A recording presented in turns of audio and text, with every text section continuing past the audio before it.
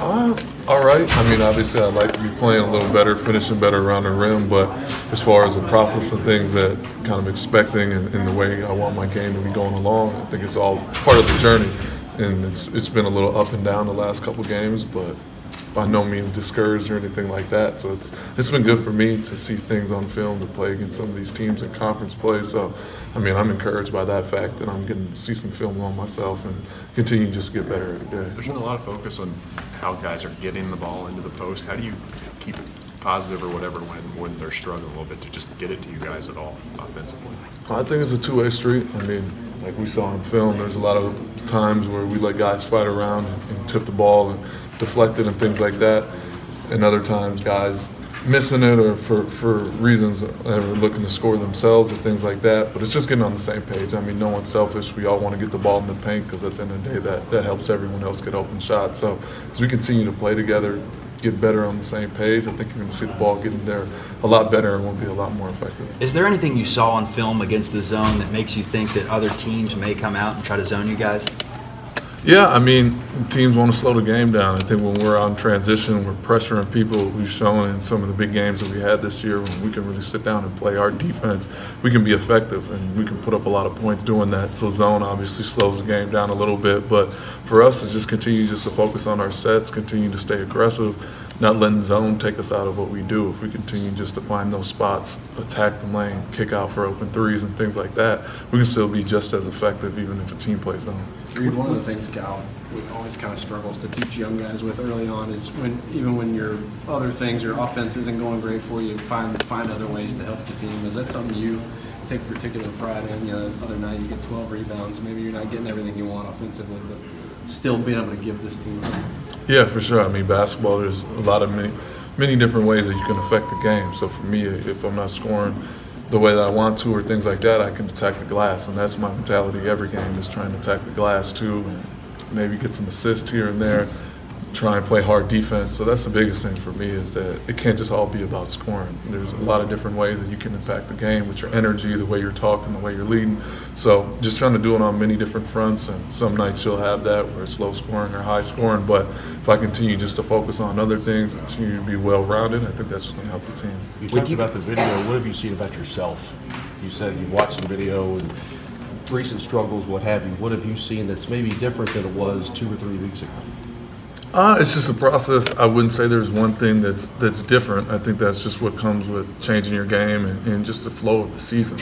You're going to have games to maybe you don't make some shots that you were making early on, and it's not right, wrong, or indifferent. It's just some of those were falling a couple of weeks ago, and just got to get back to that. And I'm putting in the same work I was, so I'm confident that there's going to be games that are going to come around where everything's going to start clicking. And that's just kind of how the season works. So just seeing on film, as long as I stay aggressive, stay confident in what I do, then I'll be just fine. Cal seems kind of frustrated about the slow starts to the games. Has he kind of been preaching that about getting out of the gates fast? Yeah, that's a point of emphasis for us. I mean, when you spot teams at many points, you kind of dig yourself in a hole, and against better teams, sometimes they're not going to let you get back into the game. So for us, we've been fortunate that we started slow, but been able to kind of work our way back into the games and ultimately win. But as a long term and kind of sustaining that throughout the season, that's not something that we continue to have. So we need to start a lot stronger, and that's been a big thing this week, is just making sure that we have a good start. Did he work you harder in practice because of those slow starts today? I wouldn't say the approach is any different. I think the coaching staff has been good at that. Is win, lose, we know it's a journey. We're going to continue to build, do the same thing we're going to do in practice each day. It's just got to be emphasis for us. At the end of the day, it's all mental. You got to know that when we start the game, those first 4 minutes, we got to be more desperate than the other team, because they're taking it as serious and they're in desperation mode too. They want to win, so we can't wait till the end of the game to kind of kick it in. It's a bit of a homecoming for Ashton this game. What's he been like? What's his mindset been? Is he keeping it all together? Yeah, he seems like he's keeping it all together. Obviously, it's a homecoming. It's nice. He's probably going to have a lot of family there, a lot of friends, and I think it's a great thing to have. I mean, he should enjoy it and should have a lot of confidence going into the game, but nothing's different from his approach that I've seen this week. Now, you're from Minneapolis, right? Yeah. What would it be like to head back there and play in front of home folks there for you?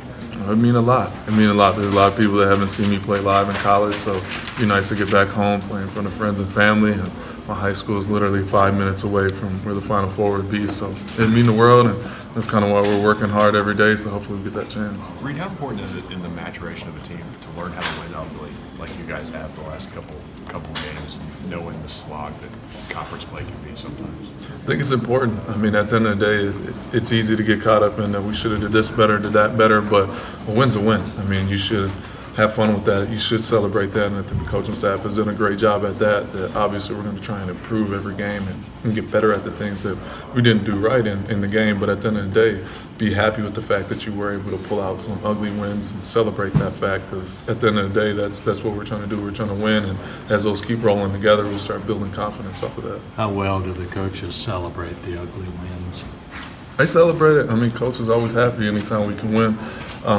They said you'll go back, watch the film, and see the things that you may have made some mistakes on. But at the end of the day, it shows a lot of grit, a lot of effort to pull out a win and come on the other side of that. So you always got to be happy about that, and always got to be happy about the effort that you can pull out a win.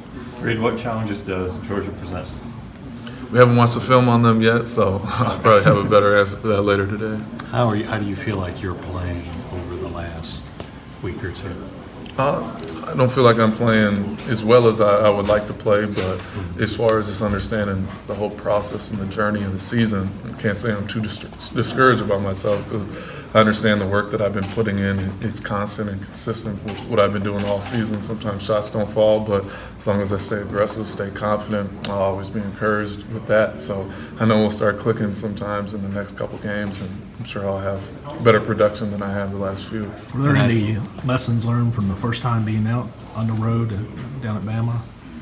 What are the lessons? Yeah, do you take anything from that first road game and try to apply it to this one?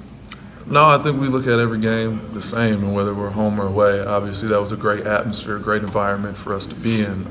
As far as just looking at executing down the stretch and putting ourselves in a better position early, I think is one thing that we can learn from the Alabama game. We showed a lot of desperation, a lot of grit to pull the game back to where it needed to be the last 2-3 minutes of the game, but obviously we fell short. So looking forward as we get into those closer games, that we need to do that a lot earlier. We can't be that desperate the last 3 minutes, but then kind of play the whole second half back and forth, and that's where you see us kind of getting a deficit that we couldn't come back from. You've had a few dumps blocked, and the thought that goes through my mind is coach saying don't gather, and I guess give the defense time to get in position. What's going on there? What does he mean by that? Just go straight up. I mean, he's just saying try and finish faster, go quicker to the rim. I mean, defenders make good plays. That happens in basketball. There's going to be blocks. There's going to be things like that. There's many times we're all scoring on a guy the same way, and I'm sure their coach is telling them to jump faster at the same time. So, I mean, that's just how basketball is. I'm going to continue just to listen and continue just to be better at what he's asking me to do. So I wouldn't put too much thought into that. Reid, do you have any reason, can you attribute the slow starts, why they're kind of happening? You know, Calipari mentioned it's been 5 halves that the starts have kind of been slow. I can't say there's one thing. I put my finger on it. I think it's just us just being better as a group, just making sure that we're coming out with that same desperation that we do have in the second half to start games. So I think it's just a mental thing. I think as we start to put that forward, it's been an emphasis in practice, and start to see a change in the game.